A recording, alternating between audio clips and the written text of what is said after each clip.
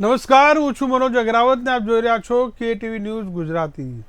આજે જનતાના મુદ્દામાં ચર્ચા કરીશું એક સૌથી મોટા કેસની, જે ગુજરાત હાઈકોર્ટમાં ગર્ભપાતની મંજૂરી માટે એક પીડિતાએ અપીલ કરી અને મામલો સુપ્રીમ કોર્ટમાં ગયો અને સુપ્રીમ કોર્ટે જે જજમેન્ટ આપ્યું છે કે 28 સપ્તાહનો ગર્ભ છે તેને ગર્ભપાત માટે મંજૂરી આપી। અત્યાર સુધીના ઘણા બધા આવા કેસ ગર્ભપાતના છે તે હાઈકોર્ટમાં પણ આવી ચૂક્યા છે ને સુપ્રીમ કોર્ટમાં પ્રથમવાર 28 માસનો ગર્ભપાતની સુપ્રીમ કોર્ટમાં જે અરજી થઈ હતી ને મંજૂરી આપી છે તે મોટી બાબત છે। આમાં ઘણા બધા સામાજિક આર્થિક પાસાઓ પર છે।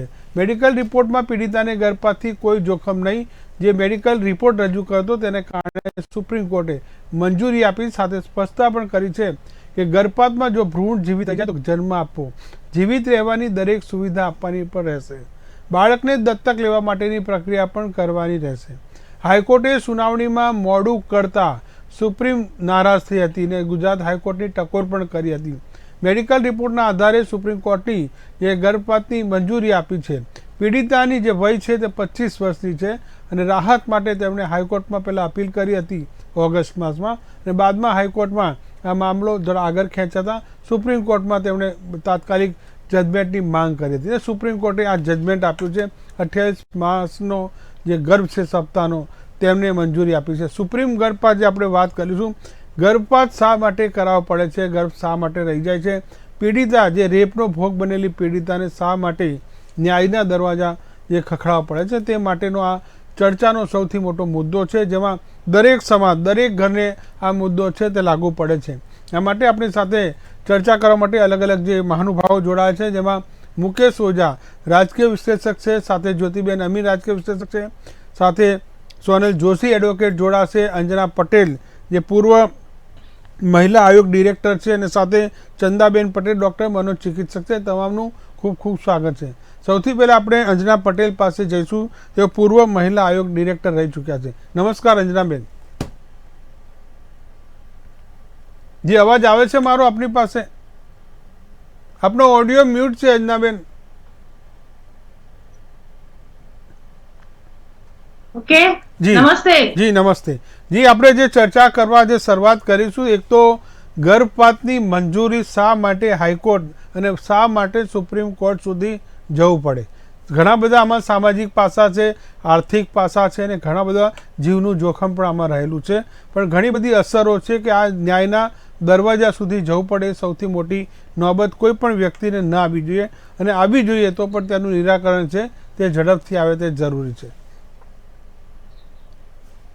તદ્દન સરસ તમારો વિષય છે અને એક તો ઝડપ માટે જે તમારી વાત છે કે આવા સંજોગોમાં જ્યારે કાયદેસર બળાત્કાર થયેલો હોય છે અને જ્યારે એ સાબિત થઈ જાય છે કે બળાત્કાર થયેલો છે, તો એ માતા જે બનવાની છે અથવા તો જે ભોગ બનેલી વ્યક્તિ છે, એ સ્ત્રીની પરિસ્થિતિ એટલી ગંભીર હોય છે સમાજમાં કે એક તો આવા કેસ ક્યારે બનતા હોય છે, ખૂબ મધ્યમથી નીચેના એવા લોકો અથવા તો મજૂર વર્ગ જેને કહેવાય, સ્લમ વિસ્તારના લોકો હોય, એમાં બહુ વધારે પડતા આવા કેસ બનતા હોય છે।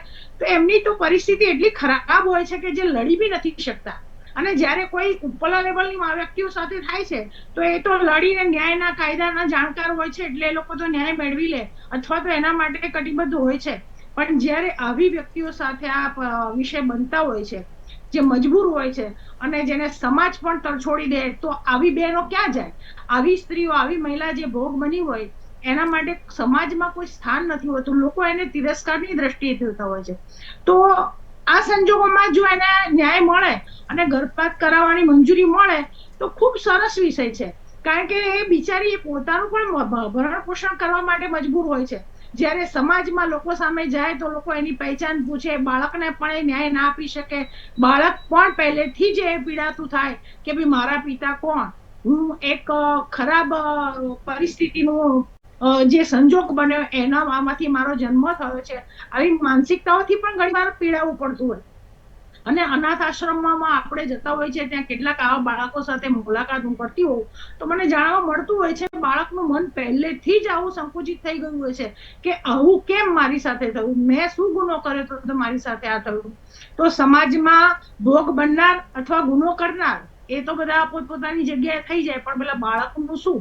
જેનું કોઈ ગુનો જ નથી એ અવતરે અને આખું જીવનભર દુઃખી થાય અને આ પીડા વેઠવી પડે, એના કરતા સરકારે જે આ નિર્ણય કર્યો છે કે ભાઈ 28 સપ્તાહનો સપ્તાહનું જે જી ગર્ભ હોય એ ભરવા માટેની મંજૂરી એ ખૂબ સરાહનીય વિષય છે. જી અંજનાબેન, આપણે ફરી આપણી પાસે જ આપણે ડૉક્ટર ચંદા પટેલ પાસે. ચંદાબેન, જે વાત છે કે જ્યારે એક તો પહેલાં દીકરી ઘરની હોય, વહુ હોય કે કોઈ પણ યુવતી હોય, આ પ્રકારની જ્યારે ગર્ભવતી બનતી હોય છે, તે પણ આપણે કહીએ કે સમાજથી આ પાપ છુપાવીને પણ વાત કરતી હોય, ઘરના લોકોની તેઓ સલાહ પણ નથી લઈ શકતા અને બહારની પણ તેઓ મદદ નથી લઈ શકતા, એવી સ્થિતિમાં આ પ્રકારના કેસો હોય છે. આ માત્ર પહેલો કેસ એવો નથી, ગુજરાતમાં ઘણા બધા, ગુજરાત હાઈકોર્ટમાં દર મહિને 1 કે 2 કેસ આવા આવી રહ્યા છે ગર્ભપાતની મંજૂરી માંગતા. તો એક છે કે આ ખતરાની ઘંટી છે કે આવા કેસો વધ્યા છે, ના વધવા જોઈએ, અને તેના માટે કાઉન્સેલિંગ, ઘણા બધા વિષયો પણ છે કે એને કાઉન્સેલિંગ યોગ્ય રીતે થાય તો કોર્ટ સુધી ના પહોંચવું પડે. જી નમસ્કાર. આપે કીધી વાત બિલકુલ વ્યાજબી જ છે, કારણ કે કોઈ પણ મહિલા પહેલા તો એ ભોગ બની છે એટલે એની માનસિક અવસ્થા એકદમ ડિસ્ટર્બ થયેલી છે, કારણ કે તેમને ક્યારેય વિચાર્યું નહોતું ને અચાનક આવી ઘટના બને છે એટલે એકદમ એ માનસિક અસ્વસ્થ થઈ જાય છે. અને એવી અવસ્થામાં જ્યારે એને ખબર પડે છે કે એને ગર્ભધારણ કરેલો છે, તો એ વિચાર કરીએ આપણે કે જ્યારે એને કોઈ પોતાની માનસિક તૈયારી જ નથી અને એને ગર્ભધારણ કરેલો છે, તો કારણ કે આપણે જોઈએ તો કોઈ પણ માતા જ્યારે ગર્ભધારણ કરે છે તો માનસિક તૈયારી સાથે ગર્ભધારણ કરતી હોય છે, અને એ બાળક જ્યારે સોસાયટીમાં આવે તે પૂરી પરિપક્વતા સાથે આવતું હોય છે. અને આવું જે બાળક, જેને અનવોન્ટેડ ચાઇલ્ડ કહેવાય, કે જે માતાની ઈચ્છા જ નથી અને આવી રીતના બાળક રહી ગયું છે, તો માતા પોતે ડિસ્ટર્બ છે, એટલે આ પ્રેગ્નન્સી બિલકુલ વ્યાજબી નથી. એટલે આમાં સપોર્ટ કરવો જોઈએ ને ગર્ભપાત જ થવો જોઈએ, કારણ કે અત્યારે એની જો અવસ્થા જોઈએ તો એકદમ ડિસ્ટર્બ છે ને એમાં જે ગર્ભનું પાલન પોષણ પ્રોપર રીતે થવું જોઈએ એ પણ ના થાય. એટલે આ બિલકુલ વ્યાજબી જ નથી, અને સુપ્રીમ કોર્ટે જે આદેશ આપ્યો છે ગર્ભપાત માટે તે બિલકુલ જરૂરી છે, કારણ કે કોઈ પણ સ્ત્રી જ્યારે માતા બનવાની હોય ત્યારે એની પૂરી માનસિક તૈયારી સાથે હોય તો જે સંપૂર્ણ માતા તરીકે બેસ્ટ રહી શકે છે અને બાળક પણ એક સારું સમાજમાં આવી શકે છે. એટલે આ માતા જે બિલકુલ એની તૈયારી વગર છે અને એક ભોગ બનેલી માતા છે, એટલે એ બાળક જ્યારે સોસાયટીમાં આવશે ત્યારે બેને કીધું એમ બિલકુલ સાચી વાત કે એનું કોઈ બાળક પણ એ ઇન્સિક્યોર છે કે એનું પણ કોઈ ભવિષ્ય નથી, તો માતા પોતે પણ કઈ રીતના આને ફેસ કરી શકશે.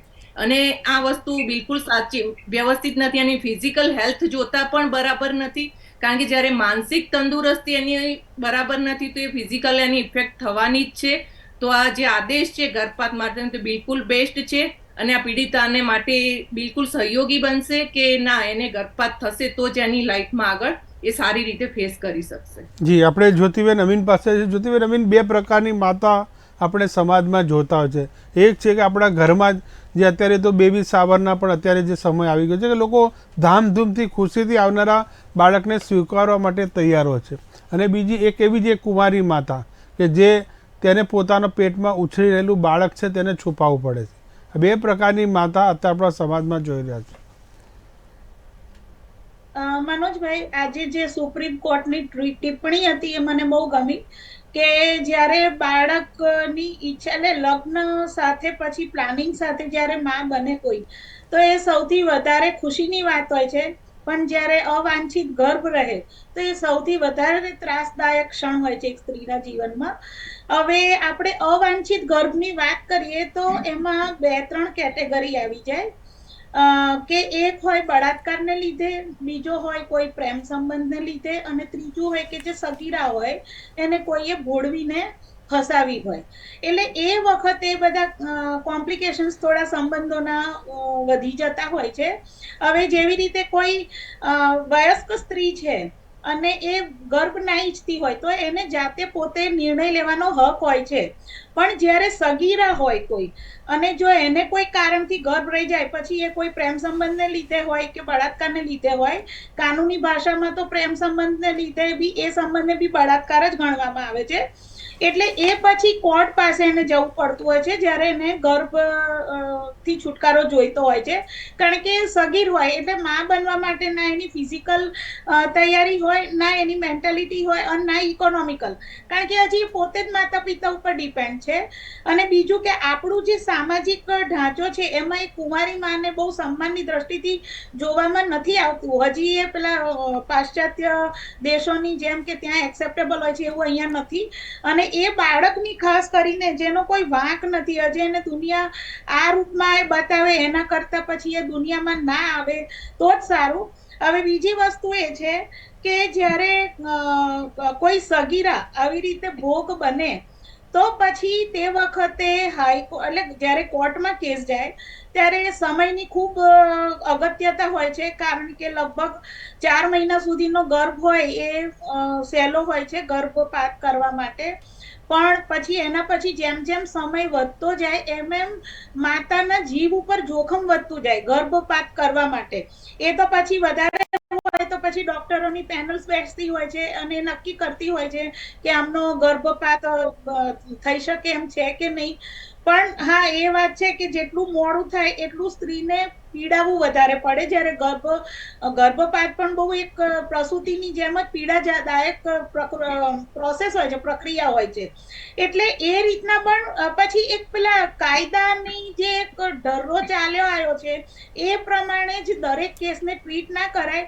ત્યાં સંવેદનશીલતા અને આવી એક સમજ હોવી બહુ જ જરૂરી છે, કારણ કે જ્યારે બળાત્કાર હોય છે ને, જ્યારે પ્લાન બાળક હોય છે ત્યારે જુઓ કોન્ટ્રાસેપ્ટિવ્સ વપરાતા હોય છે, એટલે જ્યારે પ્લાન બાળક હોય ત્યારે પ્રોબ્લેમ ના હોય, પણ બળાત્કાર વખતે આ સંભાવના એટલે વધી જાય કારણ કે તે વખત કોઈ કોન્ટ્રાસેપ્ટિવ્સ વપરાયા ના હોય, એટલે ગર્ભધારણની શક્યતાઓ વધી જાય. અને એટલે જ આ કેસીસ વધવા માંડ્યા છે.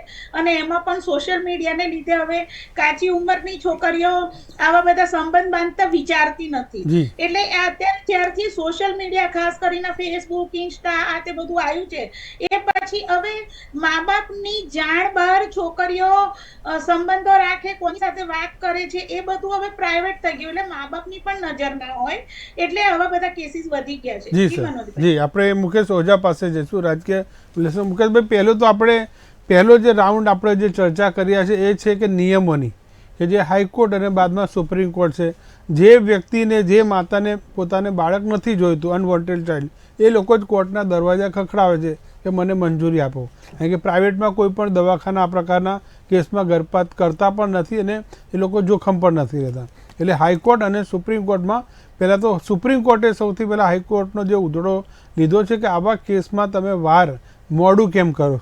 જે પહેલો રાઉન્ડ એ હતો ને બીજો જજમેન્ટ આવતા પણ નોંધ્યું કે હાઈકોર્ટે આ કેસમાં થોડું મોડું કરી દીધું છે. તો આ બે પ્રકારની ટિપ્પણીને પણ આપણે આગળ ધરીએ છીએ. મનોજભાઈ, અવાજ આવે છે ને? જી આવે છે ને? જી જી. સૌથી પ્રથમ તો હું કહીશ કે સુપ્રીમ કોર્ટનો નિર્ણય જે છે એ એક અલગ દિશા નિર્દેશન કરતો નિર્ણય છે. ચોક્કસ કહેવું પડે કે બળાત્કારી મહિલા માટે કદાચ આ નિર્ણય લેવાયો હોય તો એને કદાચ હું પ્રશંસનીય કહું, પરંતુ આજે ભ્રૂણ હત્યા અને એક બાળકની હત્યા બેમાં ખૂબ જ મોટો ફરક છે. વ્યભિચારને આમંત્રણ આપી રહ્યું છે આ પ્રકારનો નિર્ણય. સમાજનું દર્શન છે એની અંદર પરિવાર તૂટવાની જે ઘટનાઓ છે એનો વધારો થઈ રહ્યો છે. તમે જેટલા કેસ જોશો, જેટલા કેસની અંદર બધા જ કેસમાં બળાત્કાર નથી હોતા. સરકારે એમ પણ, સુપ્રીમ કોર્ટે એવા પણ આદેશો આપેલા છે કે બંને સહમતિ કરી અને તમે સેક્સ કરી શકો છો, પરંતુ આનું પ્રમાણ છે કે કયું એવું કોઈ વિજ્ઞાન સાબિત થયું છે કે તમે જ્યારે સેક્સ કર્યું હોય એ સમયે એ જ ગર્ભ રહેલો હોય. એટલે અત્યારના પ્રેમ પ્રકરણની અંદર આ ઘટનાઓ સામાન્ય થઈ ગઈ છે. જેટલા ડોક્ટરો વધી રહ્યા છે, અંદર ખાને આ ગર્ભપાતના જે આંકડાઓ આવે છે શું એ સાચા છે? ઘણી વખત આપણે રિપોર્ટ જોતા હોઈએ છીએ કે નવરાત્રી કાળ પછીમાં જે ગર્ભપાતની ઘટનાઓ બનતી હોય છે એના આંકડામાં જે ઉછાળો આવતો હોય છે એ અત્યંત વધારે હોય છે. પરંતુ વાત રેપ પીડિતાની કરવી છે. 4 માસના ગર્ભપાતને તો સમજી શકાય, પણ 7 માસના ગર્ભપાતને એ ભ્રૂણમાંથી બાળક અંદર બની ચૂક્યું છે, તમે આમ નાના બાળકની હત્યા કરવાથી તો તમને જેલની સજા થઈ શકે, અને જે બાળક 7 મહિનાનું થઈ ગયું છે, જે ઓલરેડી બાળક પરિપક્વ થઈ ગયું છે, હવે એને એના ગર્ભમાં ઘણી કમજોરી પણ છે, એના ઓપરેશન વખતે એની જીવ પણ જઈ શકે છે. તો આવા નિર્ણયને એક સમાજના ડર અને પરિવારના ડર માટે તો ઠીક છે, પરંતુ જ્યારે આ બંને માટે નુકસાનકારક છે એવું મારું માનવું છે. માન્ય કોર્ટ, સુપ્રીમ કોર્ટ જે નિર્ણય આપ્યો છે કદાચ ગંભીર ચર્ચા કરીને આપ્યો હશે, પરંતુ અહીંયા ધર્મશાસ્ત્ર વિરુદ્ધની તો આપણે વાત જવા દો. અત્યારે તો સમલૈંગિક વિવાહને સરકારે, કોર્ટે માન્યતા આપી દીધી, સહમતી સેક્સને માન્યતા આપી દીધી. હવે ક્યાં મા બાપને પૂછવા જવાના છે? પરંતુ પ્રેમ પ્રકરણમાં કેટલા પ્રેમ કરેલા કેટલા પર્સન્ટેજમાં સક્સેસ થાય છે?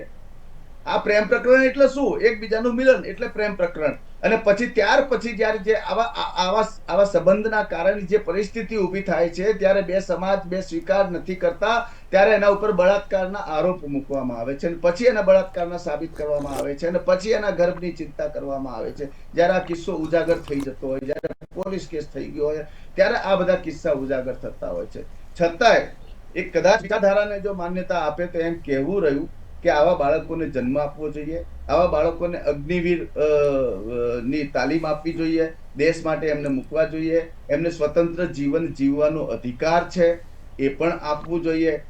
આ અફઘાનિસ્તાનની સ્ટાઇલનું ક્રૂર હત્યા થઈ રહી છે એવું મારું ચોક્કસ માનવું છે. બળાત્કારીની પ્રોપર્ટી જપ્ત કરો, કદાચ તમે સાબિત થયું છે બળાત્કારનું ઓલાદ છે તો એની 25 લાખની પ્રોપર્ટી જપ્ત કરો.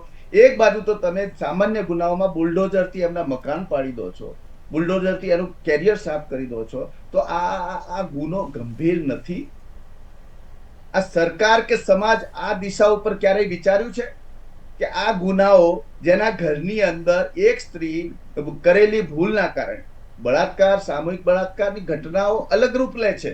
આપણે સમાજની અંદર રોજ ચાલતા સોસાયટી પરિવારમાં રહીએ છીએ, આપણને કદાચ વર્ષે 2 વર્ષે એવી ઘટના આપણા વિસ્તારની અંદર સામાન્યમાં દેખાવામાં આવે કે જે વાસ્તવમાં રેપ થયું હોય કે વાસ્તવમાં સામૂહિક બળાત્કાર થયો હોય, એ વસ્તુ અલગ છે.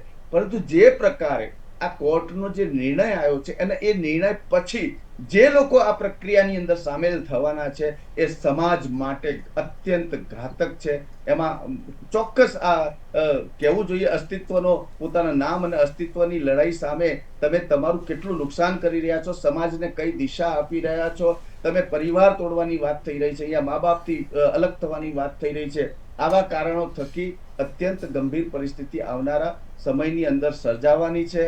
માનસિક સ્થિતિ, જ્યારે એક સાયકોલોજિસ્ટને પૂછો કે જ્યારે તમે આવી ભૂલ કરતા પહેલા કેમ એમને ટ્રેનિંગ આપવામાં નથી આવતી, કેમ એમને સજાગ કરવામાં આવતા નથી? આજે બાળક પોતાના મા બાપ સાથે બેસવા તૈયાર નથી સાહેબ, સમજવા તૈયાર નથી, ત્યારે આપણો સમાજ કઈ દિશામાં જઈ રહ્યો છે? આજ તો તમે ભણાવો છો સાહેબ, જિંદગીમાં આ સ્કૂલોની અંદર જે ભણાવવામાં આવે છે જિંદગીમાં કામ નથી આવતું, અને જિંદગીની અંદર જે કામ આવે છે આજની સ્કૂલોની અંદર ભણાવવામાં નથી આવતું. એ જ છે જે વાસ્તવિકતા સમાજને જરૂર છે એનું દર્શન કોણ કરાવશે સાહેબ? એટલે ઘણા કેસો એવા હોય છે મુકેશભાઈ, જી ફરી આપણી પાસે ઘણા બધા એવો કેસ હોય છે કે આપણે ગુજરાતીમાં કહીએ છીએ કે ઘણું મોડું થઈ ગયું. તો એવા પણ દીકરા દીકરીઓ હોય કે જે ખોટા પગલાં ભરીને પણ ઘરે આવતા હોય, ત્યારે મા બાપ પાસે કોઈ રસ્તા, તમામ રસ્તાઓ છે તે બંધ થઈ જતા હોય છે. આપણે અંજના પટેલ પાસે ફરીથી જઈશું. અનાબેન, બદલાતા સમયની સાથે આવા કેસોમાં પણ વધારો થઈ રહ્યો છે. એક જે જૂનવાણી આપણું જે ગ્રામ્ય જીવન ધીરે ધીરે શહેરી તરફ વળતું હતું, અને હવે શહેરીમાં બી ફાટું આ વિકાસ છે, એ આંધળું જે પશ્ચિમીકરણ જે દોટ મૂકી છે તેને કારણે આવા કેસો વધી રહ્યા છે. તદ્દન સાચી વાત છે. ભાઈએ જે કીધું કે પરિવાર તૂટતા જઈ રહ્યા છે, એકદમ સત્ય છે. અને મારો તો ફિલ્ડ જ ગ્રામ્ય વિસ્તારોનું છે, તો શહેરમાં તો જે હતું એ હતું, પણ અત્યારે ગામડા એના કરતા પણ ફાસ્ટ જઈ રહ્યા છે. કે એક મિત્રતાના નામે ક્યાંથી ક્યાં પહોંચી જાય છે. મોબાઈલના સંબંધો પરિવારમાં મા બાપને ક્યાંય શરમજનક પરિસ્થિતિઓમાં લાવીને મૂકી દે છે, જ્યારે ઘરમાં ખબર પડે છે આ વાતની. એક જે ફ્રીડમની વાતો છે કે અમને ફ્રીડમ મળવી જોઈએ, મિત્રતા એટલે એક ફેશન થઈ ગઈ છે, બોયફ્રેન્ડ ગર્લફ્રેન્ડ આ બધું. અને પરિવારમાં જ્યારે જાણ થાય છે આ બધી વસ્તુઓની, ત્યારે એટલી બધી હદ પાર સંબંધો વધી ગયેલા હોય છે કે શું કેવું એ જ શરમજનક વિષય હોય છે. મા બાપને એ પરિસ્થિતિમાં ઘરની ઇજ્જત બચાવવા માટે વાર કોઈને કહી શકતા નથી, અને આવા સંજોગોમાં જ્યારે આવા બધા નિર્ણયો ખોટા લેવાતા હોય છે એ વખતે દીકરા દીકરીની બંનેની જિંદગીઓ ખૂબ ખતરનાક વિષયમાં હોય છે. પણ ચોક્કસથી એ કહીશ કે બળાત્કાર વાળા વિષયમાં જે નિર્ણય છે એ ફક્ત ને ફક્ત રિયલ બળાત્કારમાં આ નિર્ણય જે લાગુ પડવો જોઈએ. બાકી જે ભાઈએ હમણાં વાત કરી કે પ્રેમ પ્રકરણમાં બધું થતું હોય છે અને જ્યારે પકડી જાય ત્યારે બળાત્કારનું સ્વરૂપ આપી દેવામાં આવતું છે, એને અમે કોઈ પણ પ્રકારે સપોર્ટ કરતા નથી. એ કાયદેસર જ્યારે પકડાય ને બધા પુરાવા જોવામાં આવે તો ખબર પડતી હોય છે કે બંનેની મિત્રતા હતી અને આ મિત્રતાના સંબંધોએ એની બોર્ડર ક્રોસ કરી નાખી અને ખૂબ આગળ વધી ગયા. પછીના પરિણામ છે તો કાં તો એ બેના લગ્ન કરાવી નાખવા જોઈએ, કાં તો બંનેને સજા થવી જોઈએ. કારણ કે એમાં એક વ્યક્તિ ગુનેગાર નથી, બંનેની સંમતિથી થતા વિષયોમાં બંનેને સાથ મળવા એ થવું જોઈએ. અને હાલ એવું નથી કે 18 વર્ષ સરકારની મર્યાદા, આપણી કાયદાની મર્યાદા 18 વર્ષની દીકરી 21 વર્ષના દીકરાની છે. અત્યારે મેં એવા કેસ જોયેલા છે કે 15-16 વર્ષની દીકરીઓ પણ આ પરિસ્થિતિઓનો ભોગ બનેલી હોય છે, જ્યારે એને કોઈ સમજણ જ નથી હોતી. અને એવી વ્યક્તિઓ સાથેના સંબંધો હોય છે કે જે કહેવા જઈએ કે ભાઈ અમુક ફલાણી વ્યક્તિ સાથે સંબંધ છે તો એ પરણિત હોય, બે દીકરાનો બાપ હોય, બે બાળક હોય, એની પત્ની હોય, છતાં પણ આવી નાની દીકરીઓ એમાં બોલવાતી હોય છે અને આ પરિસ્થિતિનો સામનો કરવો પડતો હોય છે. એવા સંજોગોમાં જ્યારે દીકરીને ગર્ભ રહી જાય તો મા બાપ શું કરે? પરિસ્થિતિ એટલી ખરાબ હોય છે કે ન તો એના માટે કોઈ સ્ટેન્ડ હોય, ના એની પરિપક્વ ઉંમર હોય છે, અને આ પરિસ્થિતિમાં એ નિર્ણય લેવા માટે પણ કોઈ એમને સપોર્ટ કરતું નથી. સમાજમાં પણ 4 લોકોને કે પરિવારના કોઈ બીજા કુટુંબીજનોને કેવું હોય તો પણ ખૂબ શરમજનક વિષય હોય છે અને લોકો તિરસ્કારની નજરથી જોતા હોય છે. એટલા માટે એમને પણ છુપાવવું પડતું હોય છે. તો આવા સંજોગોમાં ગ્રામ્ય જીવન હોય, શહેરીકરણ, પણ પશ્ચિમી અનુકરણ જે થયું છે કે એક મિત્રતાઓ બનાવી અથવા પોતાને ફ્રીડમની જરૂર છે અને એક લોકશાહી દેશ છે એટલે બધા ગમે ત્યાં મળે, ગમે તેમ ફરી શકે. જે હમણાં તો કેસ એવા મારી પાસે આ છે મૈત્રી કરારના, જેની ઉંમર હમણાં હાલનો શોર્ટ ટાઈમ પહેલાનો કેસ કહું છું, લગભગ 15-1 દિવસ પહેલાનો, 16 વર્ષની દીકરી છે અને સામે 18 વર્ષનો છોકરો છે અને એ બે મૈત્રી કરારમાં રહે છે. જ્યારે એમને મળ્યા એટલે એમણે કહ્યું મૈત્રી કરારમાં અમે રહીએ છીએ, એમાં તમને લોકોને શું વાંધો છે? હવે મા બાપ ક્યાં જાય આ સમયમાં? જો આ મૈત્રી કરારમાં એ લોકોના સંબંધો આગળ વધવાના છે, એકલા રહેતા હોય એટલે સ્વાભાવિક છે, તો પછી આનું પરિણામ પછી એ છોડી દેશે તો આ દીકરી ક્યાં જશે? અથવા તો દીકરાનું શું થશે? એના મા બાપનું શું થશે? એટલે આ જે આંધળી છૂટ છે, જેને કાયદાનો દુરુપયોગ કરીને લોકો આના ફાયદા ઉઠાવી રહ્યા છે અને આ સંબંધો બનાવી રહ્યા છે, એ સમાજ માટે ખૂબ જ દુઃખદ વિષયો છે. અને કદાચ આગળના ભવિષ્યમાં જોવા જઈએ તો પરિવાર અથવા જે પતિ પત્ની કે કુટુંબ છે ને સલામત જ નહીં હોય. મૈત્રી કરારના નામે પરણિત લોકો પણ આ સંબંધો બનાવતા હોય છે અને કુંવારા લોકો બી બનાવતા હોય છે. તો શું પરિવારની જે વ્યાખ્યા છે કે હું, મારો પતિ કે મારા મા બાપ કે મારા દીકરા દીકરી, આ વ્યાખ્યા સાચા અર્થમાં રહેશે? ધર્મની સાક્ષી આપણે ફેરા ફરીને પત્નીને લઈ આવીએ છીએ, ધર્મપત્ની કહીએ છીએ અને 12 બીજા મૈત્રી કરાર તરીકે અથવા તો કોઈ પણ રીતે સંબંધો બાંધીએ છીએ, તો પરિવાર સલામત નથી. આ સ્પષ્ટ આમાં દેખાઈ આવે છે. એટલા માટે જ મેં કીધું કે જો એવા બાળકો અવતરશે કે જે કાયદેસર બળાત્કારનો ભોગ બનેલા હશે, બંનેની મરજી અથવા તો બંનેના કોઈ આકર્ષણોના કારણે થયેલી વ્યક્તિ માટે હું નથી કહેતી, પણ જો કાયદેસર બળાત્કારનો ભોગ બ્રેકઅપ વધારે થાય છે, લવ કરતા બ્રેકઅપ વધારે થાય છે. તમે સ્થિતિનું નિર્માણ તો જુઓ ક્યાં જઈ રહી છે સમાજ. લવ કરતા બ્રેકઅપ વધારે થાય છે. એ લવ હોતો જ નથી. એ માત્ર ને માત્ર મોબાઈલોથી અથવા તો સામને મળવાથી થાય. એટ્રેક્શન જે આપણે કહી શકાય એ છે. એને ફરીથી આપણે ચંદા પટેલ પાસે જઈશું. ડૉક્ટર, વાત એ છે કે જે આપણે માનસિક સંઘર્ષની, શારીરિક સંઘર્ષ કરતાં માનસિક સંઘર્ષ જે પરિવારોએ ભોગવવો પડે છે. અગાઉ કેટલા ગામડા એવા હતા કે આખી ગ્રામ પંચાયત, જે ખાપ પંચાયત આપણે કહીએ, જે ભરાય છે ને, ગામના આવા પરિવારોને ઘર છોડવું પડે, ગામ છોડવું પડે, એવો પણ સમય આવે છે. હવે શહેરમાં આ બધું સામાન્ય થઈ ગયું છે, જે બદલાતા સમયની સાથે. હા, બિલકુલ. આપણે જોયું જ છે કે શહેરીકરણમાં અને ગામડામાં વાતાવરણમાં બહુ જ ફરક હોય છે અને માનસિક સ્થિતિમાં પણ ઘણો ફરક હોય છે. કે ગામડામાં જ્યારે આવી કોઈ ઘટના બને તો એ પરિવાર માટે જાણે એક મોટી આફત આવી ગઈ હોય એવી રીતે એ લોકો કોઈ આ સામે બીજી વ્યક્તિને ફેસ નથી કરી શકતા. એટલે આવી સિચ્યુએશન જ્યારે ગામડામાં બને ત્યારે ઘણી વખત તો એવું પણ બને છે કે સુસાઇડલ કેસ પણ થઈ જાય છે. એ લોકો સહન નથી કરી શકતા કે અમે હવે ગામમાં કઈ રીતે ફરી શકીશું, ગામ લોકોને જવાબ કઈ રીતે આપી શકીશું, તો છેલ્લે પછી એ લોકો આપઘાતનો રસ્તો અપનાવતા હોય છે. એટલે આ બહુ જ ચિંતાજનક સ્થિતિ છે સમાજ માટે કે આજના બાળકો, આજનું જનરેશન ક્યાં જઈ રહ્યું છે. આપણે ખરેખર બધાએ સાથે ચિંતા કરવાનો વિષય થઈ ગયો છે કે આજે વધુ પડતી છૂટછાટ આપી છે એના કારણે મા બાપને બહુ જ ફેસ કરવાનો સમય આવી ગયો છે. કારણ કે બાળકો એટલા સ્વચ્છંદ થઈ ગયા છે કે એમને કોઈનું સાંભળવું જ નથી. એ જે કરી રહ્યા છે એ જ બેસ્ટ છે એવું એ લોકો માની રહ્યા છે. આ એજમાં જ્યારે કોઈ એમને એડવાઇસ આપે છે ત્યારે એ લોકો માનવા જ તૈયાર નથી. એમને એવું લાગે છે કે ના આ બધા અમારા દુશ્મનો છે. જે કોઈ સાચી સલાહ આપે તો એ બધા એમને દુશ્મનો લાગે છે.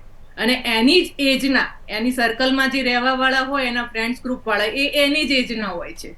અને એ સલાહકાર બધા એ જ હોય છે કે ના તું કરી રહી છે બરાબર જ છે, અથવા તું કરી રહ્યો છે બરાબર જ છે. એના પરિણામ સ્વરૂપે આ બધી ઘટનાઓ વધતી જાય છે. માનસિક સ્થિતિ જોઈએ તો આ છે કે બાળક જ્યારે એ એજમાં હોય છે ને કંઈક ખોટું કરી રહ્યું હોય છે ત્યારે એની બહેનપણી કે એનો ફ્રેન્ડ્સ કે આવીને એવું જ કે ના તું તો પ્રાઉડ ફીલ કર કે તારો બોયફ્રેન્ડ છે, તારી ગર્લફ્રેન્ડ છે, વાવ સરસ છે, તું બહુ સરસ પ્રોપર વે પર જઈ છે. આવું ખોટું વાંધળું માર્ગદર્શન એ લોકોને એની જ એજના જે પરિપક્વ નથી, કંઈ સમજી શકતા નથી અને આધુનિક જે વેમાં જે જઈ રહ્યા છે એ લોકોના ખોટા સપોર્ટના કારણે કેટલા પરિવારો બરબાદ થઈ રહ્યા છે અને બાળકોની જિંદગી બરબાદ થઈ રહી છે. કારણ કે આ જે સમય છે, આ એજ ગ્રુપ છે, એ એની કરિયરનો પિકઅપ પોઈન્ટ હોય છે, એ એનું એજ્યુકેશનનો ટર્નિંગ પોઈન્ટ હોય છે. એને માનો કે 8 થી 12 ધોરણ સુધીના અભ્યાસક્રમમાં જતા બાળકોની મેઇન આ સ્થિતિ થતી હોય છે કે એ પૂરા પરિપક્વ નથી અને બીજાનું અનુકરણ કરવામાં એ પોતાનું કરિયર દાવ પર લગાવી દે છે. એ સમયમાં એ કંઈ ભણવાનું કે આગળ કંઈ કરિયર મારે કરવાનું છે બધું વિચાર્યા વગર આ રસ્તા પર ચડી જાય છે. ત્યારે એનો સમય બરબાદ કરે છે, એની લાઈફ ડિસ્ટ્રોય કરે છે અને મા બાપને પણ મોટી જ હાનિ પહોંચાડે છે. કારણ કે મા બાપે એમના માટે ઘણા મોટા સપના જોયેલા હોય છે અને આજના સમયમાં તો આપણને બધાને ખબર છે એક યા બે બાળકો હોય છે બધા મા બાપને, અને એ બે બાળકો પાછળ મા બાપે અનેક સપનાઓ જોયેલા હોય છે, પૂરો દાવ લગાવેલો હોય છે અને બાળકો જ્યારે આવા અવળા રસ્તે ચડે છે ત્યારે પૂરું ફેમિલીની માનસિક અવસ્થા બહુ જ દયનીય હોય છે. એ બાળકોને ઘણું સમજાવે છે પણ બાળકો સમજી નથી શકતા. એટલે આ વસ્તુ જ્યારે શહેરમાં જોઈએ આપણે તો થોડું ઘણું એવું હોય કે સ્ટ્રોંગ હોય કે એક શહેરી વાતાવરણ એવું હોય કે બધા અન્ડરસ્ટેન્ડ હોય કે સમજી શકતા હોય. બહાર એ લોકોને બહુ ના આ તો ટ્રેન્ડ છે, અમે આ કરીએ, મા બાપને બહુ એટલું ફેસ કરવામાં વાંધો નથી આવતો. પણ જ્યારે ગામડાની વાત આવે ત્યારે બહુ જ તકલીફ પડે છે અને શહેરમાં પણ જે સોશિયલ અટેચ હોય છે એ લોકોને તો આનો પણ સામનો બહુ અઘરી રીતે કરવો પડતો હોય છે. એટલે આ ખરેખર ગ્રામ્ય હોય કે શહેર, મા બાપને તો બહુ તકલીફ જ પડે છે અને બાળકનું પણ ભવિષ્ય આમાં ખૂબ જ મોટું જોખમમાં મુકાય છે. જી, આપણે બહુ સરસ વાત કીધી ચંદાબેને અને અંજના પટેલે પર કે ઘરમાં 8 થી 10 લોકો હોય પણ પોતાની રીતે સ્વતંત્ર હોય છે, કહેવા પૂરતા ભેગા હોય છે, તમામ વિચારો, રસ્તા, લાઈફસ્ટાઈલ તમામ વસ્તુ તેમની અલગ અલગ હોય છે. તો એક આ સૌથી મોટો ચિંતાનો વિષય છે. જ્યોતિબેન, વસ્તુ એ છે કે જે આર્થિક અસમાનતા છે એ સૌથી મોટો મુદ્દો છે. જે ચંદાબેને કીધું કે ક્વોલિટી લાઈફ જે બાળકોની હોય છે તો સામે બાજુનો જે ગાડી લઈને આવતો હોય, પોતે એક્ટિવા લઈને આવતો હોય, બસમાં પણ આવતી હોય, તો આ પ્રકારની દેખાદેખીમાં પણ આ પ્રકારના ખોટા પગલાં ભરતા હોય છે. મનોજભાઈ, એવું છે કે જો એટ્રેક્શન જે હોય છે ટીન એજમાં એ હોર્મોનલ કારણે હોય છે, એ બધાને ખબર જ છે અને એ તો આદિ માનવના ટાઈમથી ચાલ્યું આવ્યું છે. એટલે પહેલા તો આ વસ્તુ સ્વીકારવી પડે. ફરક ક્યાં પડ્યો છે? એટ્રેક્શન પહેલા હોતા હતા પણ પહેલા મળવા માટે એટલી સગવડ નથી, વાતચીત કરવા માટે એટલી સગવડ નથી. હવે જેવી મોબાઈલ ક્રાંતિ આવી છે એની સાથે જ બાળકોને પ્રાઇવસી મળી ગઈ છે. હું ક્યારની એ પોઈન્ટ આઉટ કરવા માંગુ છું. આપણને ગમે કે ના ગમે, હવે આ એક સમાજ અને આપણી દુનિયા જે રસ્તે ચાલવા માંડી છે તો ઉકેલ લાવવો હોય તો પહેલા તો પરિસ્થિતિ આપણે સ્વીકારવી પડે કે હા દુનિયા બદલાવા માંડી છે, બાળકોની પાસે પણ હવે પ્રાઇવસી છે. અને બીજી વસ્તુ એ કે બાળકો એ ઉંમરમાં કેવું હોય, આ મોબાઈલને લીધે જાણે પોતે બહુ જ બધું જાણે છે એવું લાગે અને પ્રમાણમાં મા બાપને ઓછું આવડતું હોય બધું ઓપરેટ કરતા, એટલે એમને એવું લાગે છે કે અમે મા બાપ કરતા હોશિયાર છીએ. એટલે જ્યારે પછી મા બાપ કશું કહે છે તો એમને એવું લાગે કે મા બાપ તો ઓર્થોડોક્સ છે અમારા, એમને આ નવા જમાનાની કંઈ ખબર પડતી નથી. અને જેવું ચંદાબેને કહ્યું બિલકુલ સાચી વાત છે કે છોકરાઓ સાંભળતા જ નથી પછી. એટલે મા બાપને ખબર હોય કે મારું બાળક ખોટું થઈ રહ્યું છે, ખોટું કરી રહ્યું છે, એ ટોકે પણ ખરા, અને તોય પછી સાંભળે જ નહીં બાળક. એટલે હવે તમે કઈ 15-17 વર્ષના બાળકને રૂમમાં પૂરી ના શકો. એટલે પછી મા બાપ લાચાર થઈ જાય. આપણે નવરાત્રી વખતે જ્યારે આવા કઈ કેસ આવે છે, અને આપણો બીજલનો આવ્યો તો કેસ પહેલા રેપનો ને એનો સોસાઇડનો, ત્યારે મા બાપની એ જ વ્યથા હતી કે ભાઈ અમે કહેતા હતા પણ એ નથી જ સાંભળતી. એટલે એ વખતે મા બાપને જ્યારે કશું થાય ને તો બ્લેમ બધા આપે, પણ એમની લાચારી કોઈ સમજે નહીં કે ટીનેજર બાળક માટે મા બાપ કેટલા લાચાર થઈ જાય. હવે પરિસ્થિતિ એવી હોય કે ભાઈ આ જે છે ને એમને એવું લાગતું હોય કે ના મને બધી ખબર છે, તારે મને સમજાવવાની જરૂર નથી. માં કંઈક ટોકે કંઈક પૂછે તોય હવે એમને એવું લાગે છે કે તમે તો અમારી સ્વતંત્રતામાં દખલ કરો છો. અને વચ્ચે તો મને એક એવો પણ કેસ ખબર પડી હતી કે જેમાં 18 વર્ષની છોકરીએ એની માને કહી દીધું કે તારે મને પૂછપરછ કરવી નહીં કે કોનો ફોન છે, કારણ કે હવે હું 18 વર્ષની પુખ્ત છું, એટલે મને મારું બધું નિર્ણય લેવાનો હક છે. હવે આમ જુઓ તો 18 વર્ષની છોકરીએ કંઈ ખોટું ના કરે એવું તો બને નહીં, પણ મા બાપની એક સ્વાભાવિક ચિંતા હોય એને હવે બાળકો નથી ગણકારતા, અને હવે પોતાના અધિકાર માટે વધારે સભાન છે પોતાની જીવન કરતા. હવે એ પ્રશ્ન થઈ ગયો છે. એ લોકો કેરિયર શું છે કે ભાઈ આ વસ્તુ આકર્ષણ છે, અને એના માટે જરૂરી છે કે એકદમ બાળપણથી, એકદમ મીન્સ 1-2 વર્ષનું હોય બાળક, ત્યારથી એનો મા બાપ સાથે સતત સંવાદ રહેવો જરૂરી છે. તો જ એવું થશે કે જ્યારે ટીન એજમાં બાળક આવે, કશું એના ફ્રેન્ડ્સ હોય કે એની કઈ મૂંઝવણ હોય તો મા બાપ સતત કોન્ટેક્ટમાં રહી શકે, વાત કરે, એમને પણ ખબર પડે કે બાળક ક્યાં કરી રહ્યું છે, શું કરી રહ્યું છે. તમે એને બધી સગવડ તો બંધ ના કરી શકો, પણ હા એને ગાઈડ ચોક્કસ કરી શકો કે બેટા આ વસ્તુ બરાબર નથી, આમાં તને નુકસાન જશે. પછી જો તું હોશિયાર જ છે ને, હવે તને બધી ખબર પડે તો તને આટલી બી ખબર પડશે. એટલે ટ્રીક હોય છે, તમારે એને સલાહ આપવાની પણ ટ્રીક હોય છે. સીધો તમે આદેશ કરો કે ઉપદેશ આપો તો આજના છોકરાઓ નથી ગણકારતા.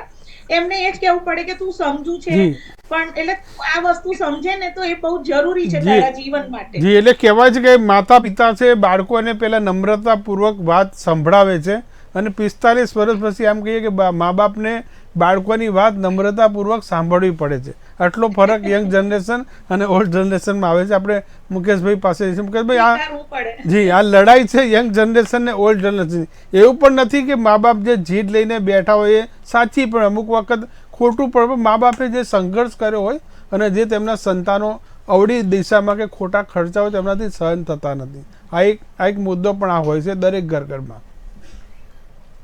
મનોજભાઈ, કદાચ મારો ટાઈમ પૂરો થશે, ફરીથી જોડાઈશ, પણ એ પહેલા હું વાત કરીશ કે આ જે નિર્ણય થયો છે એની અંદર થોડોક અભ્યાસ એ માંગી લેતો હોય છે કે હવે પછીના જે ઈચ્છાનુસાર યા અનિચ્છાનુસાર જે બળાત્કારના કેસ, જેને આપણે બળાત્કાર શબ્દની પરિભાષામાં લઈએ છીએ, ઈચ્છાનુસાર યા અનિચ્છાનુસાર, એની અંદર ખૂબ જ જબરદસ્ત વધારો થશે.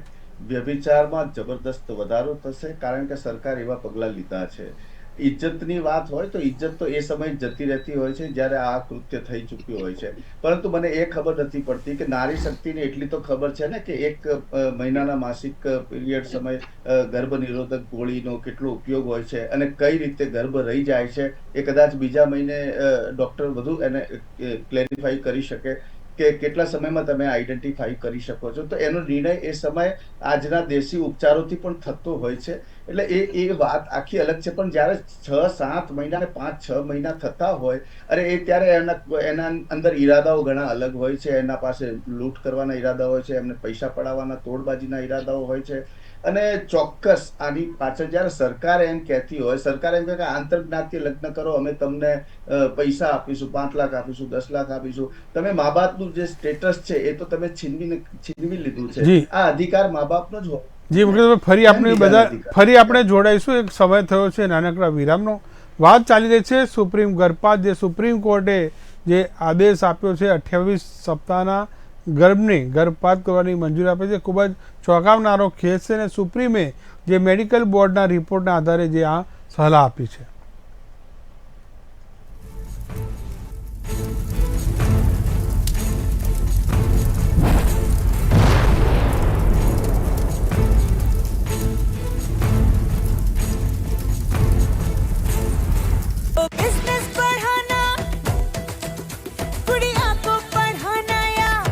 सर्विसेज के साथ वेकेशन लो मुथूट फाइनेंस गोल्ड लोन भरोसा इंडिया का भरोसा इंडिया का मुथूट फाइनेंस भारत का नंबर 1 सबसे भरोसेमंद financial services brand. Gold loan के लिए अभी कॉल करें 1-800-313-1212। અમને પસંદ કરવા માટે આપનું ખૂબ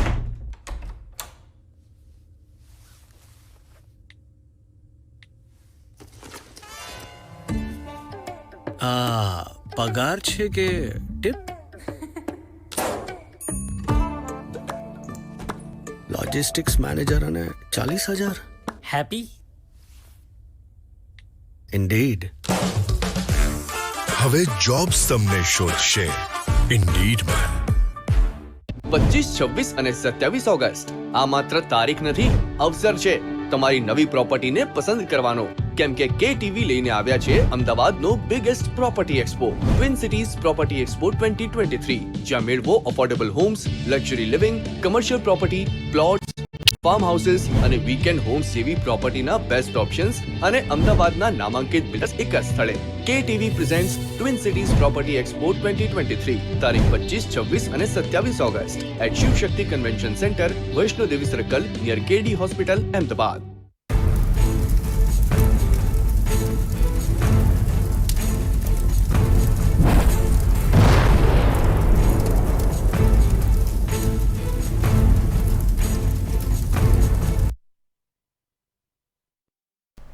આપણે ચર્ચા કર્યા છે વાત જનતાના મુદ્દામાં સુપ્રીમ ગર્ભપાતના મુદ્દાને લઈને કે જે સમયે નિર્ણય લેવો જોઈએ એ સમયે નિર્ણય લઈ જ લેવો પડે, નહીં તો આ પ્રકારનું કદાચ મોડું થાય તો જીવન મરણ વચ્ચેના પ્રશ્ન પણ ઊભા થતા હોય છે। આજનો જે પીડિતાનો જે કેસ છે, 25 વર્ષની પીડિતા છે અને 28 સપ્તાહનો ગર્ભ છે। શરૂઆતમાં ગુજરાત હાઈકોર્ટમાં ગયા, હાઈકોર્ટે અમુક બાબતો ડોક્યુમેન્ટ બાબતે કંઈ લેટ થયું અને તેઓ સુપ્રીમ કોર્ટના દરવાજા ખખડાવ્યા અને સુપ્રીમ કોર્ટે નોંધ પણ લીધી કે આવા કેસોમાં મોડું કરવું હિતાવહ નથી, કારણ કે કોઈની જિંદગીનો પણ સવાલ હોય છે। આપણી સાથે પેનલિસ્ટ પણ હાજર છે, મુકેશ ઓઝા જે કહી રહ્યા છે, આપણે મુકેશ ઓઝા પાસે જઈએ। જી મુકેશભાઈ। મનોજભાઈ માટે એ કેવું છે, આપને ખ્યાલ હશે કે આજનો જે આપણો હોટલ ઉદ્યોગ છે ને, જેટલો રાત્રે નથી ચાલતો એટલો દિવસે ચાલે છે। 2 કલાકના જે તમે તમામ હોટલોમાં જાઓ ને તો તમે જુઓ, એમના રજીસ્ટર જોશો તો તમને ખ્યાલ આવશે આ કઈ દિશા તરફ યુવાધન જઈ રહ્યું છે અને એના પછી સર્જાતી પરિસ્થિતિ એ પણ કેટલી જવાબદાર છે એ પણ ચોક્કસ સમજી શકાય છે। એટલે આજનો જે યુવા છે દિશાવિહીન થઈ ગયો છે અને એની પાછળ જે પોતાની જાતિ ખોવાઈ જશે કે હું પટેલ છું, બ્રાહ્મણ છું, કારણ કે સરકારે પણ એવી જાહેરાતો કરી છે કે આંતરજ્ઞાતીય લગ્ન કરો, એક જ્ઞાતિથી બીજી જ્ઞાતિ, બીજી જ્ઞાતિથી ત્રીજી જ્ઞાતિ, તમારી જાતિનું અસ્તિત્વ ખતમ કરવા માંગી રહ્યું છે। એટલે આ પ્રકારના તમે લિવ ઇન રિલેશનને પરમિશન આપી દીધી, તમે સમલૈંગિક રિલેશનને પરમિશન આપી દીધી, જ્યારે IVF થી તમે બાળક પ્રાપ્ત કરી શકો છો। એ વિજ્ઞાન યુગની આપણે વાતો કરતા હોઈએ છીએ, ત્યારે સરકાર અમુક જે પ્રકારના નિર્ણયો લઈ રહી છે અને સુપ્રીમ કોર્ટ જે પ્રકારના આદેશ કરી રહી છે, સુપ્રીમ કોર્ટ પાછળ તો ઘણું અધ્યયન હશે, પરંતુ આપણી જ્યાં સુધી વિચારધારા પહોંચે છે, જ્યાં સુધી સમજી શકાય છે, કારણ કે આપણે એક મધ્યમ વર્ગના સમાજમાં રહેતા હોઈએ છીએ, સમાજના વચ્ચે રહેતા હોઈએ છીએ, ત્યારે આ બાબત અત્યંત ચિંતાનો વિષય છે। જે પ્રકારના નિર્ણયો લેવામાં આવી રહ્યા છે એ સમાજને તોડવાના કાર્ય થશે, સમાજ તૂટતું જશે।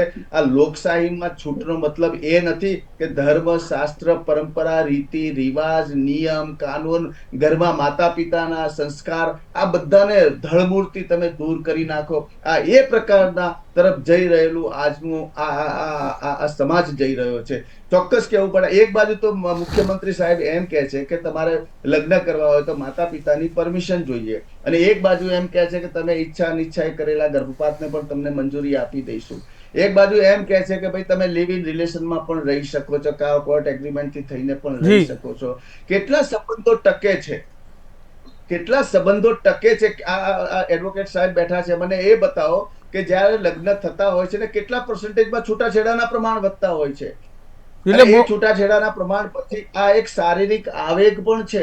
જી મુકેશભાઈ, આપણી પાસે ફરી આપણી પાસે છે, પણ એના પાછળના વૈજ્ઞાનિક તથ્યોને પણ જોવા જોઈએ, મુકેશભાઈ એને પણ એજ્યુકેશન થવું જોઈએ। ફરી આપણી પાસે જ આપણી સાથે સોનલ જોશી એડવોકેટ જોડાયા છે। ઘણા બધા કેસો તેમણે આ પ્રકારના તેમની પાસે પણ આવ્યા છે અને ટેકલ પણ કર્યા છે. વાત સોનલ જોશી એ છે કે આ પ્રકારના ગર્ભપાતની મંજૂરી માંગવાના કેસોમાં બદલાતા સમયની સાથે વધારો થઈ રહ્યો છે. આ ચિંતાનો વિષય છે સમાજ માટે. 100% મનોજભાઈ જે વાત કરી રહ્યા છે કે જે વેઇટિંગ છે એ પણ સાચું છે, કેસનું ભારણ છે એ વસ્તુ પણ સાચી છે. સુપ્રીમ કોર્ટે જે ટાંક્યું છે એ જે આજે જે કીધું છે એ ગંભીર ખેદજનક વાત છે કે એમને એવું કહેવું પડ્યું ને ખરેખર આવું ન હોવું જોઈએ. દીકરીઓની ઉંમર ગર્ભપાતની અંદર કદાચ 12 દિવસ એટલે આપણે એમ કહીએ કે 2 અઠવાડિયાની અંદર, અઠવાડિયા ઉપર, વીક ઉપર ચાલતું હોય છે કે 36મા વીકે બાળક હોય એનું તરત જ એનું પોતાનું માથું એકદમ ફિટ થઈ જતું હોય છે અને ત્યારબાદ ડિલિવરી માટેનો સમય થઈ જતો હોય છે. એટલે આ જે ઘટના બની છે એ ખૂબ જ દર્દનીય ઘટના કહી શકાય. પણ કયા સંજોગોમાં આપણે સેન્સિટાઇઝેશનની જરૂર છે. ઇવન જ્યુડિશિયરીમાં પણ આવી વસ્તુ હોવી જોઈએ. સ્ત્રીઓને લઈને આના માટે કદાચ આ એક નામદાર સુપ્રીમ કોર્ટે જે ડાયરેક્શન આપ્યું છે અને એમાં આવી કોઈ ઘટના હોય તો એને તરત જ ઇવન સવારને રાત પણ ન જોતા શનિવારે જો સુપ્રીમ કોર્ટ સાંભળી શકે છે તો રજાના દિવસે પણ આવી મેટરો સાંભળવી જોઈએ અને આવા મેટરમાં તાત્કાલિક ધોરણે ઇનિશિયેટિવ લેવાવું જોઈએ અને ઓર્ડર થવા જોઈએ. કારણ કે આમાં ક્યાંક દીકરીઓના જીવનો જોખમ, જીવતી અંદર વ્યક્તિ છે. બધા લોકો ભલે ગમે તે કહેતા હોય હ્યુમન રાઇટ્સનું વાયોલેશન છે. હ્યુમન રાઇટ્સમાં એવું કહેવામાં આવ્યું છે કે જ્યારે બાળક પોતાના માના ઉદરમાં જેવું એ આવે છે ત્યારથી એના હ્યુમન રાઇટ્સ શરૂ થતા હોય છે. એનો ભારતીય બંધારણીય એનો અધિકાર છે.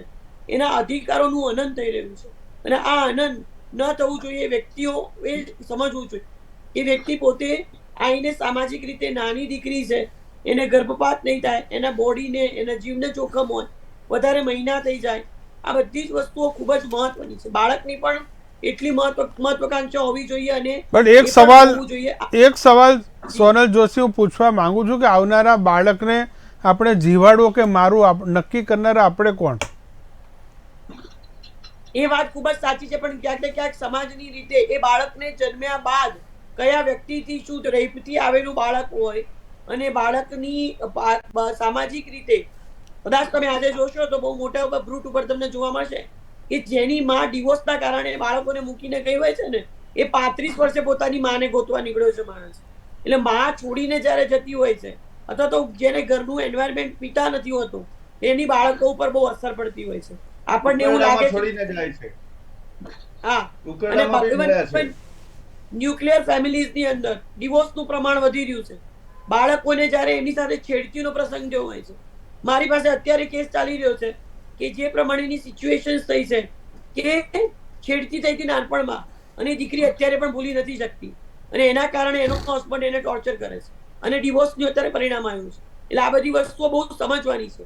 નાની વયે 16 વર્ષે માં બનવું અને માં બનવાની ઉંમરમાં ગર્ભપાત, આની અસરો તો પડશે. પરંતુ શું બાળક આવશે, ફાઇનાન્શિયલ જવાબદારી, એની નાની જરૂરિયાતો પૂરી કરવા માટે શું એ બાળકને આપણે જીવતે જીવ મારી નાખવાનું છે? એ બાળકને કોન્સ્ટન્ટ આ તો બળાત્કાર થયો હતો જેના બાપની ખબર નથી. કેટલા બાળકો એવા છે કે જે કદાચ તમને જોવા મળશે, ઓબ્ઝર્વેશન હોમમાં જોવા મળશે, નાના નારી સંરક્ષણ ગૃહમાં અને બાળ સંરક્ષણ ગૃહમાં છે. તમે એક વખત જાઓ મનોજભાઈ ખબર પડે.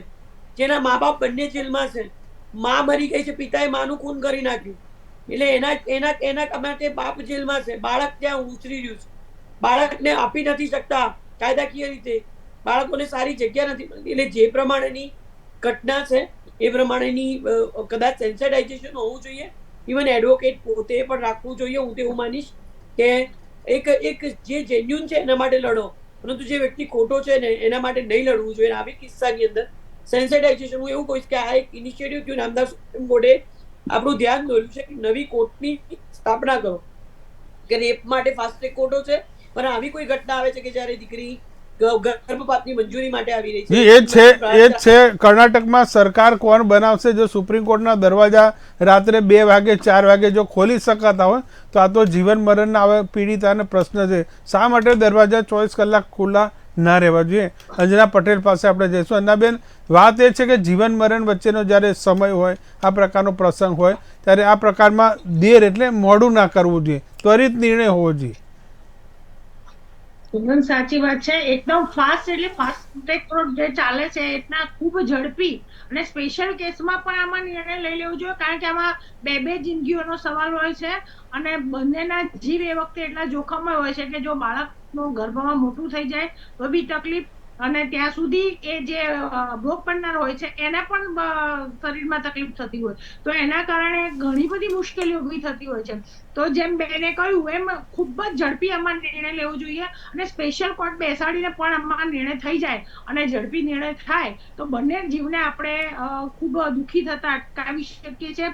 ક્યાંક આ બધી વાતો બહાર વહેતી પણ અટકી શકે છે, અને જે અમુક સમય પછી જે ગર્ભપાત કરવાનો સમય હોય છે એમાં પીડાઓ વધતી હોય છે અને જીવના જોખમ પણ વધતા હોય છે, એમાંથી પણ આપણે કંઈક રાહત મેળવી શકીએ. તો આવા કેસમાં કોર્ટે તાત્કાલિક જ સુપ્રીમ કોર્ટ કે ઉપરની કોર્ટમાં જવાની જરૂરત ના પડવી જોઈએ, ત્યાંથી ઓન ધ સ્પોટ આનો નિર્ણય થાય એ ખૂબ જ જરૂરી છે. અને એના માટે થઈને તમામને આપણે કેટીવીના માધ્યમથી પણ સરકાર સુધી આ અવાજ પહોંચાડવા માંગીએ છીએ કે ભાઈ આવા કેસમાં ક્યારે પણ જ્યારે ગંભીર હોય વિષય અને સાચા અર્થમાં બળાત્કાર સાબિત થયો હોય તો એમાં ખૂબ જ ત્વરિત નિર્ણય લેવાય અને સમાજમાં દીકરીઓને ન્યાય મળે. જ્યારે આપણે વાતો કરીએ છીએ કે બેટી બચાવો અને બેટી પઢાઓ અને સમાજમાં સ્ત્રી સમોવડી પુરુષ સમોવડી છે સ્ત્રી, તો આવા સમયે આપણે એને ન્યાય મળે અને દુઃખી ના થાય. કદાચ એ અજાણતા કોઈ આવા સમયનો ભોગ બની છે તો એને ઝડપી ન્યાય મળે અને એના જીવનમાં આગળ વધવા માટે એને તકો પણ મળવી જોઈએ. જેમ સરકાર એના માટે બળાત્કાર સાબિત થાય તો એને રાહત આપે છે, એને મદદ કરી રહી છે, એના કરતા કોઈ એવું સ્ટેન્ડ આપો, ફિક્સ રકમ લઈને તો ક્યાંય વપરાઈ જવાની છે, પણ આવી ભોગ બનેલી સ્ત્રીઓ જો જીવનમાં આગળ વધવા માંગતી હોય તો એને એવું કોઈ કામ કે એવું કોઈ મળી શકે જે પોતે સ્વાવલંબી થઈ અને જીવી શકે, એવા પણ વિષયમાં આગળ કંઈ વિચારવાની જરૂર છે, જેથી કરીને મનથી પીડાતી હોય એમાં એની જે અવદશા હોય છે માનસિક, એમાંથી પણ એ બહાર આવી શકે અને એને એક સમાજમાં પોતાની આગવી ઓળખથી જીવવાનો હક પણ મળી શકે.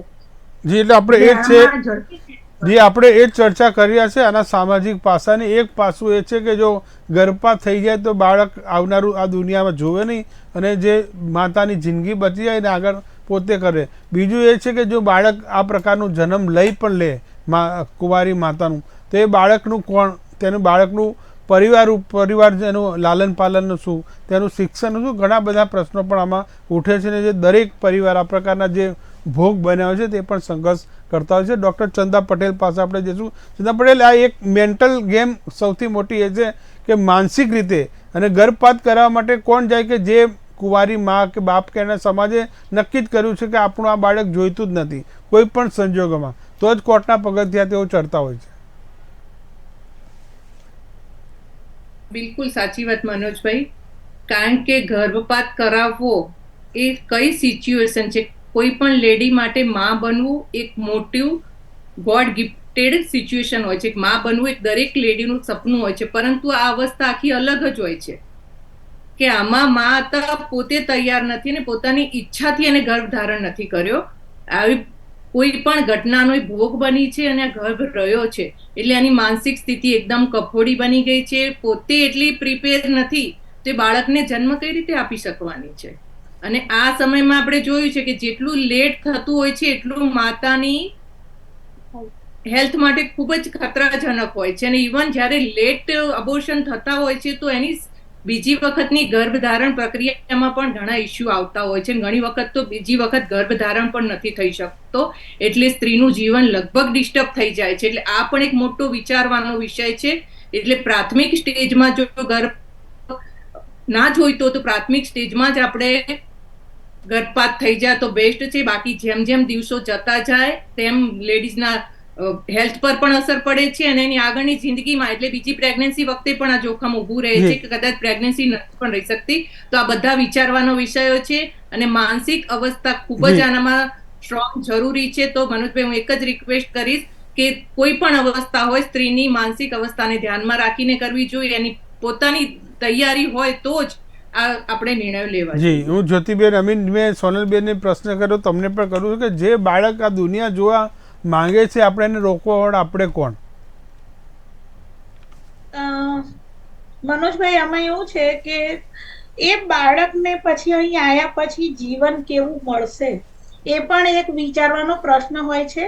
અને એટલે જ આજના જમાનામાં એટલે મીન્સ કોન્ટ્રાસેપ્ટિવ્સ નો આઈડિયા આવ્યો જ ત્યાંથી, કારણ કે પહેલા આપણે જોઈએ તો એ નતા, ત્યારે 12-14 બાળકો હોતા હતા 1950માં 60માં. એટલે એ જ એની ઉપર જ ચાલ્યું કે વસ્તી તો વધી પણ સાથે આપણે બાળકને કેવી જિંદગી આપી શકીએ છીએ. એટલે જ પછી 2 કે અને હવે તો 1 બાળકનું પ્રચલન થઈ ગયું છે, કારણ કે બધા પોતાના બાળકને એક સારી જીવન આપવા માંગે છે. બીજી વસ્તુ કે જે મુકેશભાઈએ કહેલી, અને એમની ક્યુરિયોસિટી એટલે હું જવાબ આપું કે ભાઈ દર મહિને માહવારી આવે છે, એ ના આવે તો ખબર ના પડે. એટલે એમાં એવું હોય છે કે અત્યારે જે સગીરા હોય, પર્ટિક્યુલરલી મોટી સ્ત્રીઓને તો ખબર પડે, પણ જ્યારે સગીરા હોય તો એને ના ખબર પડે, કારણ કે શરૂઆતમાં ઘણો વખત એવું થતું હોય છે કે અનિયમિત આવતું હોય. એટલે શરૂઆતમાં એવું પણ લાગે કે કદાચ મહિના ચડી ગયા છે, મોડું આવશે. ઘણી વખત બીકની મારી ના કરે, અને જો એને આકર્ષણને લીધે સંબંધ બાંધ્યો હોય તો એને ઘરની એ બીક લાગતી હોય કે હું કોને કેવી રીતે કહું, અને એમાં ને એમાં એવું થાય છે કે આટલો બધો મોડો સમય થઈ જાય છે, અને પછી જેને ખબર પડે મા બાપને ત્યાં સુધી બહુ મોડું થઈ ગયું હોય. એટલે પછી એમને કોર્ટ કે, કારણ કે પછી ગર્ભપાતની કોઈ પણ, એક તો સગીર હોય એટલે આમ પણ કોઈ પણ હોસ્પિટલ ના પાડે, અને એમાં જ્યારે સપ્તાહ વધી જાય ત્યારે પછી ખાસ કરીને એમને કોર્ટમાં જ જવું પડે. હવે એમની જે બીજી ચિંતા હતી એ પણ સાચી વાત છે કે ભાઈ 28 સપ્તાહનો ગર્ભ એટલે આમ તો એ બાળકનો એમ કે પ્રાણ આવી જ ગયા હોય, એટલે એક હત્યા જેવું થયું. પણ મને એકવાર કહેવા દો કે આ એક્સેપ્શનલ કેસનો ચુકાદો છે, એનો અર્થ એ નથી કે દર વખતે આવા જ ચુકાદા આપવામાં આવશે, પણ એમને કાન આપ્યો છે હાઈકોર્ટનો. હા, એક્સેપ્શનલ છે, એટલે એમને હાઈકોર્ટના ઇનફેક્ટ કાન આંબળ્યા છે કે જ્યારથી કેસ આવ્યો તો અને એમને ખબર હતી કે આટલા સપ્તાહનો ગર્ભ છે, તો એમને તાત્કાલિક એમને ડેસ્ક ઉપર લેવા જેવો હતો, એ લેવામાં બહુ મોડું કર્યું એમને. એના માટે એમને પછી આ એક્સેપ્શનલ કેસ આપ્યો, અને આઈ હોપ કે એમને આ ચુકાદા પાછળ મેડિકલ પેનલનો રિપોર્ટ પણ હશે કે આ કરી શકાય એમ છે, એટલે આપ્યો હશે. અને અગેન એ જ વસ્તુ છે કે એ બાળક જીવનમાં આવીને નરક જેવી જિંદગી મળે એના કરતા એ ના આવે બેટર છે. ઘણી વખત આવા કપરા નિર્ણય લેવા પડે છે જીવનમાં. જી જ્યોતિ, આમાંનો જ આ એક કપરો નિર્ણય છે. જી, આપણે મુકેશભાઈ પાસે જઈએ. મુકેશભાઈ, છેલ્લો સવાલ છે કે એ જ ફરી એ જ કહું કે આપણે આવનારા બાળકોની આપણે તો હત્યા કરી રહ્યા છે. સુપ્રીમ કોર્ટ હત્યા કરવાની મંજૂરી આપે, આપણે બીજા પાસાને જોઈએ તો સરકાર જો શરણાર્થીઓને રાખતી હોય, રોહિંગ્યાઓ જેવા વિદેશની બોર્ડરથી આપણા દેશની અંદર ઘૂસણખોરીને રાખતી હોય, સાચવતી હોય, ખવડાવતી હોય, તો જ્યારે આવી ઘટનાઓ બનતી હોય તો એવા બાળકોને જન્મ આપીને સરકાર પોતે કેમ ન રાખી શકે? સરકાર પોતે કેમ એમને અગ્નિવીર ન બનાવી શકે? એ સરકાર માટે કેમ એ કાર્ય ન કરી શકે? આ એક પ્રશ્ન. બીજો પ્રશ્ન કે જે ધાર્મિક મા બાપ હોય છે, જે જૂનવાણી મા બાપ છે, એમના ઉપર શું વીતે છે ખ્યાલ છે? ગઈ 22 તારીખે મેં આપણે ચર્ચામાં પણ કહ્યું હતું કે એક છોકરીએ બીજા લગ્ન કર્યા, એને લગ્ન કરી દીધા, અને મા બાપે બંને જણાએ આત્મહત્યા કરવી પડી. હવે જે આજની જનરેશન છે ને, એમાં આત્મહત્યા છોકરા છોકરીઓ નથી કરતા, વધુ પડતી આત્મહત્યા મા બાપ કરી રહ્યા છે. એટલે ઘરની જે પરિસ્થિતિ જઈ રહી છે એ ખૂબ જ દુઃખદ છે. એટલે બેટી બચાવો આંદોલનની તમે વાત કરો છો, બેટી શિક્ષાની વાત કરો છો, બેટી બચાવોની આંદોલનની વાત કરો છો, અહીંયા તમે ગર્ભપાતની તમે મંજૂરી આપો છો. ચોક્કસ કહેવું પડે કે જે તે નિર્ણય તમે લઈ રહ્યા છો એનું રેફરન્સથી આ કોર્ટની અંદર કેસો અત્યંત વધી જશે, અત્યંત વધી જશે. કેસોનો ભારણ એટલો બધો વધી જશે, કારણ કે જે પ્રકારની છૂટછાટ મેં પહેલા પણ કહ્યું કે જે પ્રકારની છૂટછાટ સરકાર તરફથી મળી છે, કોર્ટના આદેશો તરફથી મળી છે, એટલે તમે એ તો ભૂલી જ જાઓ. કારણ કે માત્ર જયારે આવી ઘટના બનતી હોય છે ને, યા તો છોકરો ઘર છોડીને જતો રહે છે, મા બાપથી વિમુખ થઈ જતો હોય છે, સમાજથી વિમુખ થઈ જતો હોય છે, અને જ્યારે એની પરિસ્થિતિ જ્યારે એને સબક શીખવાડે છે ત્યારે એમ કહે છે કે કદાચ મેં એ સમયે ગર્ભ નિરોધકની જે પ્રોપર્ટીઝ છે એનો ઉપયોગ કર્યો હોત તો, કદાચ આવી ભૂલ ન કરી હોત તો, કદાચ મારા મા બાપે મને શિક્ષણ એડવાન્સમાં આપ્યું હોત તો, મારા મા બાપે એક જવાન છોકરીને મા બાપ એ વાત કરતા પણ ડરે છે કે હું કઈ રીતે કરું. એક બાપ એક છોકરીની આગળ આવી વાત કરતા પણ ડરે છે, પણ એ જવાબદારી માની વધુ આવે છે. અને દીકરાને સમજાવવા માટે બાપને જ્યારે 16 વર્ષનો દીકરો થઈ જાય ને, બાપના સમાન થઈ જાય, તો એ મિત્ર ગણવો જોઈએ અને એનું માર્ગદર્શન આપવું જોઈએ. એક સમાજ સુધારાની વિચારધારા સાથે જોવું જોઈએ કે તમે સમાજને ખાડામાં નાખવાની વિચારધારા સાથે જવું જોઈએ. જી મુકેશભાઈ, માનનીય કોર્ટનો આદેશ કદાચ એક વ્યક્તિગત હોય ત્યાં સુધી માન્ય છે, પણ સર્વ સમાજ માન્ય હોય તો એ સ્વીકાર્ય નથી. જી મુકેશભાઈ, અંગત મંતવ્ય. જી મુકેશભાઈ, આપ સૌનો ખૂબ ખૂબ આભાર જે આપણે મહત્વની ચર્ચા કરીને ગર્ભપાત કેવા સંજોગોમાં કરવો જોઈએ અને કેવા સંજોગોમાં ના કરવો જોઈએ. એક સૌથી મોટો આ સામાજિક ઇસ્યુ છે, સામાજિક અસરો જે સમાજમાં જે પરિવર્તન આવ્યા છે, ચોક્કસપણે ખતરાની ઘંટી પણ છે. આવા બનાવ ભવિષ્યમાં ના બને અટકાવવાની આપણા સૌની ફરજ છે. નમસ્કાર.